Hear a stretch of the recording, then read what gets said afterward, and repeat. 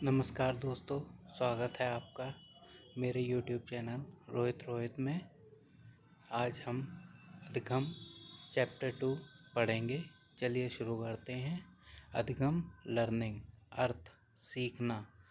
इसका अर्थ होता है व्यवहार में परिवर्तन। उदाहरण: अधिगम: एक विद्यार्थी का सपना अध्यापक बनना होता है।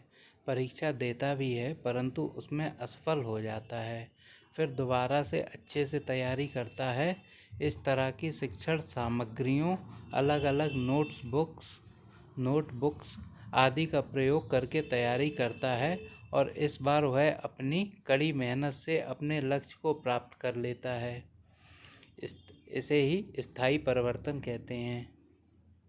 अधिगम लर्निंग, अर्थ: विभिन्न प्रकार के अनुभवों की वजह से मनुष्य के स्वाभाविक व्यवहार में जो परिवर्तन होता है, उस प्रक्रिया को अधिगम या सीखना कहते हैं। इस उदाहरण द्वारा समझ सकते हैं। जब कोई छोटा बच्चा जलती हुई दिया सलाई को हाथ लगाता है तो उसका हाथ जल जाता है। उसे कड़वा अनुभव प्राप्त होता है। दूसरी बार वह जलती हुई किसी भी वस्तु की तरफ हाथ बढ़ाने का साहस नहीं करेगा। अधिगम लर्निंग, अर्थ सीखना। दूसरा, व्यवहार में परिवर्तन की एक प्रक्रिया है। नोट: अधिगम एक प्रक्रिया है जो जीवन पर्यंत चलती रहती है, जिससे हम कुछ सीखते हैं। व्यवहार: सबसे पहले यह शब्द किसने प्रयोग किया? विलियम मैकडूगल ने। किस पुस्तक में? Outline of psychology. क्वेश्चन: व्यवहार का जनक किसे कहा जाता है? आंसर: जेबी वॉटसन। पॉइंट: अधिगम व्यक्ति के व्यवहार में स्थायी परिवर्तन लाता है तो ही अधिगम कहलाएगा। कारण: परिवर्तन के अनुभव, प्रशिक्षण, अभ्यास। बीमारी, संवेग परिवर्तन, परिपक्वता, मूल प्रवृत्ति। अधिगम की विशेषताएं। अधिगम की विशेषताएं: स्पेसिफिसिटी ऑफ लर्निंग। अधिगम जीवन पर्यंत लाइफ लॉन्ग प्रोसेस होता है। अधिगम निरंतर, रेगुलर व सतत कंटिन्यूअस होता है। अधिगम सार्वभौमिक यूनिवर्सल है, यानी अधिगम केवल मनुष्य जाति का ही गुण न होकर यह संसार के सभी जीव जंतु जैसे कीड़े मकोड़े, पशु पक्षी में भी पाया जाता है। सीखना: अधिगम परिवर्तनशील, चेंजेबल है। कुछ परिभाषाएं देखते हैं। क्रो एंड क्रो: अधिगम आदत, अभिवृत्ति व ज्ञान का अर्जन करना ही अधिगम है।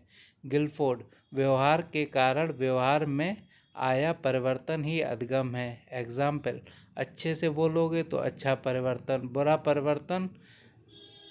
एग्जाम्पल: तमाचा इत्यादि बुरा परिवर्तन है। B.F. स्किनर: अधिगम व्यवहार में उत्तरोत्तर अनुकूलन की प्रक्रिया है। गेट्स: अनुभव द्वारा व्यवहार में परिवर्तन लाना ही अधिगम है। विलियम वुडवर्थ: फर्स्ट, अधिगम विकास की प्रक्रिया है। दूसरा, नवीन ज्ञान एवं नवीन प्रतिक्रिया का अर्जन अधिगम कहलाता है। अधिगम के प्रकार। टाइप्स ऑफ लर्निंग: ज्ञानात्मक अधिगम, भावात्मक अधिगम, क्रियात्मक अधिगम। कुछ क्वेश्चन कर लेते हैं। सीखने से क्या तात्पर्य होता है? पहला, मनोवृत्ति में परिवर्तन। दूसरा, व्यवहार में परिवर्तन। तीसरा, व्यवहार में अपेक्षाकृत स्थायी परिवर्तन। चौथा, अनुभूति में परिवर्तन। आंसर: व्यवहार में अपेक्षाकृत स्थायी परिवर्तन। अधिगम अक्षमता: यह दो शब्दों के योग से बना है। अधिगम प्लस अक्षमता। अधिगम का अर्थ सीखने से होता है तथा अक्षमता का अर्थ क्षमता के अभाव या क्षमता की अनुपस्थिति से होता है। शब्द का प्रयोग। अधिगम अक्षमता शब्द का सबसे पहले प्रयोग किसने किया था? अधिगम अक्षमता शब्द का सर्वप्रथम प्रयोग 1963 ईस्वी में सैमुअल किर्क द्वारा किया गया था। और इसे निम्न शब्दों में परिभाषित किया था। अधिगम अक्षमता के प्रकार। अधिगम अक्षमता के निम्नलिखित प्रकार होते हैं: पठन अक्षमता, लेखन अक्षमता, भावबोधक अक्षमता, अंकगणितीय अक्षमता। पठन अक्षमता। पठन अक्षमता का अभिप्राय पठन विकार होना है। इसके दो रूप होते हैं: डिसलेक्सिया, एलेक्सिया। लेखन अक्षमता। लेखन अक्षमता का अभिप्राय लेखन में कमी। इसके निम्न रूप होते हैं: डिसग्रेजिया, डिस्प्रैक्सिया, अग्रेफिया। डिस्प्रैक्सिया बहुत ज़्यादा पूछा जाता है। अंकगणितीय अक्षमता। अंकगणितीय अक्षमता से अभिप्राय गणित में कुशलता न होना है। डिसकैलकुलिया। मौखिक विकार। बोलने में अक्षम बालक के अंतर्गत यह विशेषता पाई जाती है: अफेजिया, डिस्फेजिया। डिस्थीमिया। यह गंभीर तनाव की अवस्था को कहा जाता है। इस मनोविकार का प्रतिकूल प्रभाव बालक के अधिगम पर पड़ता है। डिस्थीमिया की अवस्था में व्यक्ति की मन स्थिति हमेशा निम्न रहती है। डिसमॉर्फिया। यह एक ऐसा मनोविकार है जिसमें व्यक्ति को यह भ्रम हो जाता है कि उसके शरीर के कुछ अंग बहुत छोटे या अपूर्ण हैं। डिसलेक्सिया संबंधित है मनोविकार से, गणितीय विकार से, पठन विकार से, व्यवहार संबंधी विकार से। आंसर पठन विकार से संबंधित है डिसलेक्सिया।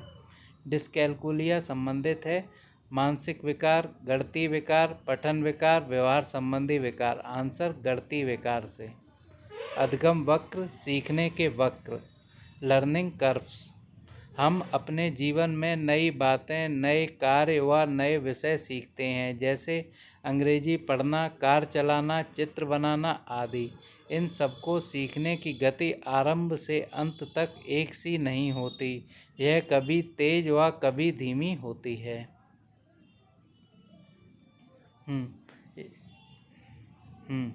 यदि सीखने की गति को एक ग्राफ पेपर पर अंकित करें तो एक वक्र रेखा बन जाएगी। इसी को सीखने के वक्र कहते हैं। सीखने के वक्र व पठार। वक्र। प्रत्येक प्राणी के जन्म से लेकर कुछ भी सीखता है तो उस सीखने की गति हमेशा एक सी नहीं रहती, घटती बढ़ती रहती है। उसी को वक्र पर दर्शाया गया है। गेट्स व अन्य। सीखने के वक्र अभ्यास द्वारा सीखने की मात्रा, गति और उन्नति की सीमा का ग्राफ पर प्रदर्शित करते हैं। सीखने का जब समय के साथ वक्र बनाया जाए तो इसे अधिगम वक्र, लर्निंग कर्व्स कहते हैं। ये 4 प्रकार के होते हैं: सरल रेखी वक्र, सिंपल लीनियर लर्निंग कर्व, उन्नतोत्तर